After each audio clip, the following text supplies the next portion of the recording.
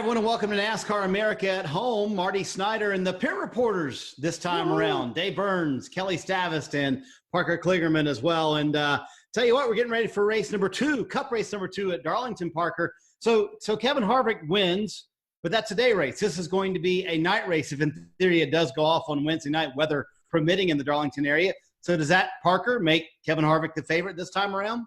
Well, some of the things I saw late in that race would lead me to believe so, because as you looked at that race that started in the day, as it went sort of in the night, you know, as the sun was setting, it got to cooler temperatures, that 4-car came alive. So you have to think that they're feeling very confident, him and Rodney Childers, about what the setup they had in that car and how it really came alive late in that race. Another thing to add into this night race that they're getting thrown is that it's also a shorter race. And some of the cars I felt like that were really good in the long run would have been Denny Hamlin or Martin Truex. They're not going to have that time potentially in this shorter race. So not only are you throwing a different weather condition and grip level that's going to be so much more grip into turn 1, you're going to be flat out through that most of the run. So it's definitely going to change some of the things they do setup-wise with all that added grip. I tell you what, Kelly, 2 races in 3 days, and then the Coca-Cola 600 coming up as the 3rd race in this mix. You think guys are up for this after 10 weeks off? Well, that's something that really caught my attention because Darlington is a pretty physical track from what I understand. And so to have these 2 back to back, and even though it is a shorter race, and even though these guys have been working out a lot, I think we heard Kyle Busch say he's been working out about 90% of the days during the 71-day break.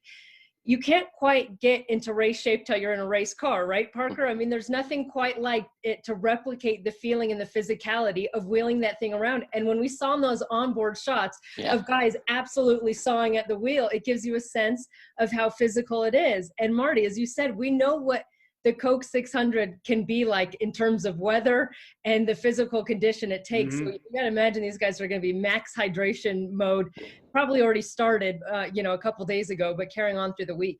I mean, Dave and Parker chime in because that's a great point. I mean, I think that's kind of the undertold story, Dave, of these races, these 3 races together, is the drivers are really, and the teams too, are really putting a lot of work in to make all these races happen. Well, first I want to clear up the math, okay? The Coke 600, that is 600 miles, right? So you already mentioned that tomorrow night's race is shorter than the first one, but the first one's a 400, this is a 500. So I grew up with the metric system and the standard system being combined at times. So I had to do all the math. I had to ask my computer, to do all the translations. So 311 miles on Wednesday night, and of course the race was 400 miles on Sunday afternoon. So, but I think definitely, Marty, what we're talking about here are a handful of races here in a row. I mean, Charlotte is no piece of cake physically, right, Parker? It's a track where you have to work on it all night long too, and that's 600 miles. There's no doubt, and that's the thing. I mean, that race will really test you. Like last year's, I think, was almost 5 hours or something over 5 hours. It was one of the longest races I've ever been in. So, I mean, that alone, you're destroyed the next day. After a day at race at Darlington like we just had this past weekend, you're destroyed. Your body is depleted. You've just sweated everything out. It's been so hot. You saw some of the drivers, as Kelly mentioned, working in there, and you saw some of them under caution sort of working out their arms because you get that arm pump for not being in the car for a while. So this is really physical. And then for the race teams trying to get everything prepared, get the cars ready, this is just a crazy set of races so quickly together in really hot climates. So no doubt this is a super physical time for everyone.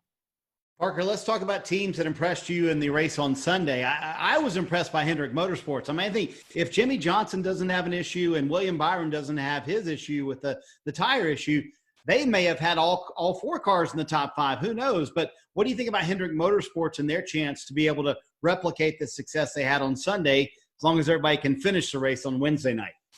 Well, I think that was really interesting. And one of the cars, as you mentioned, William Byron, really caught my eye because he started off so quick and he was driving through the field. And I was like, man, he's treating this like an iRacing race, like he was dominating those Pro Invitationals. This is just going to go right his way. He needed that iRacing momentum to drive into the real series. But, they obviously had some things fall apart. You saw the 88 not quite make the adjustments that they needed to contend against a 4-car. We heard Alex Bowman talk about that, where he just didn't feel like he knew exactly what he needed.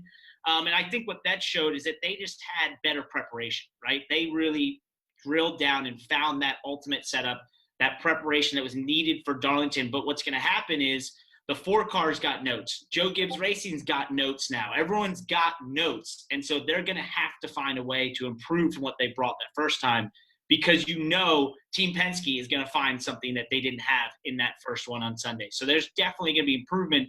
They're not going to be able to rest on whatever they brought there that time because it didn't win the race, right? If they had gone out there and led every lap and won the race, maybe that would work, but they didn't. They got beat. So Hendrick Motorsports is definitely going to have to find a way to up the game. I think Joe Gibbs was great on the long run, as I mentioned, but they're going to have to find a little something. So it's going to be interesting who shows up and improves from that first one.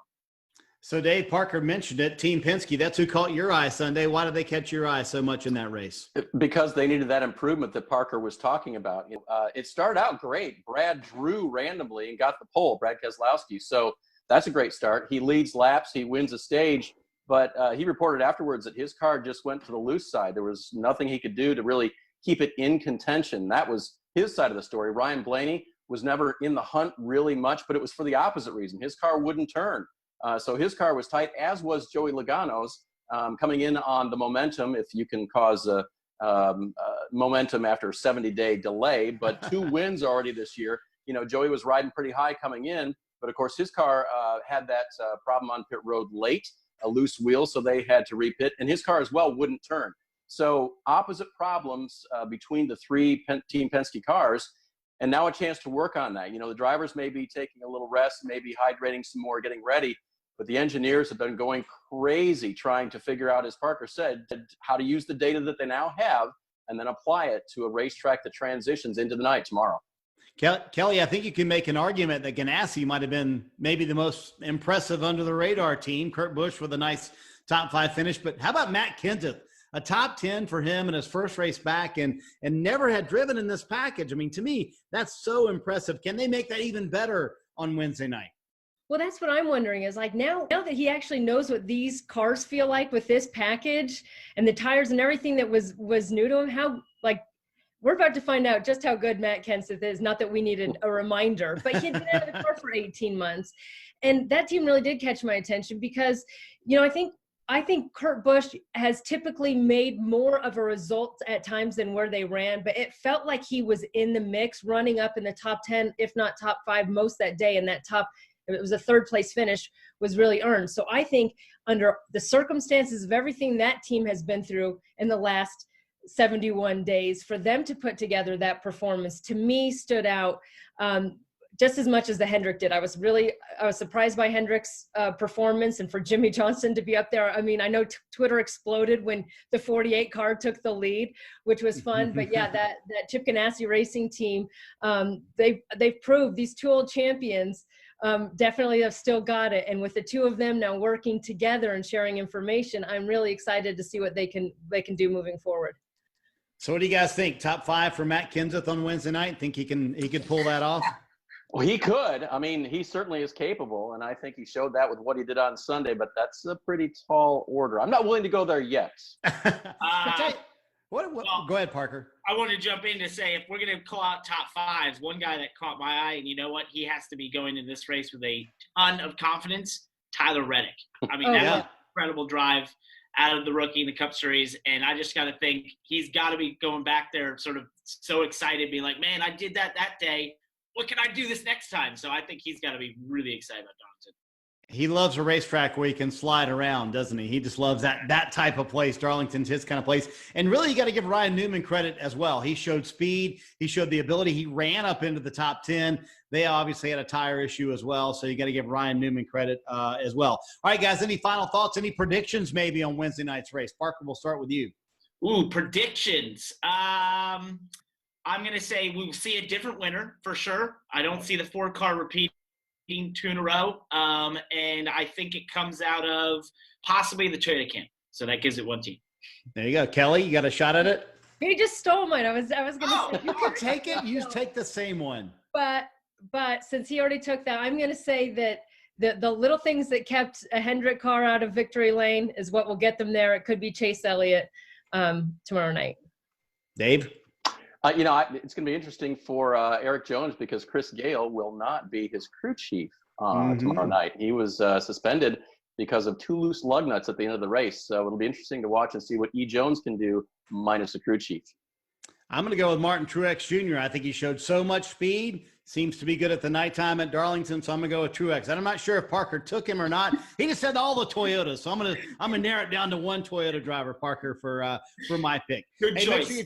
Thank you. Make sure you check out Dale Jr. Download. You can watch it before the Cup race tomorrow night. Kurt Busch, Kelly talked about him. He finished third at Darlington on Sunday. He is the guest this week, and you can check out NASCAR America at home immediately after the Cup race Wednesday night with Steve Letarte, Jeff Burton, and Dale Jarrett. You don't want to miss that. Thanks for joining us for NASCAR America at home pit reporter version. We'll see you next time, guys.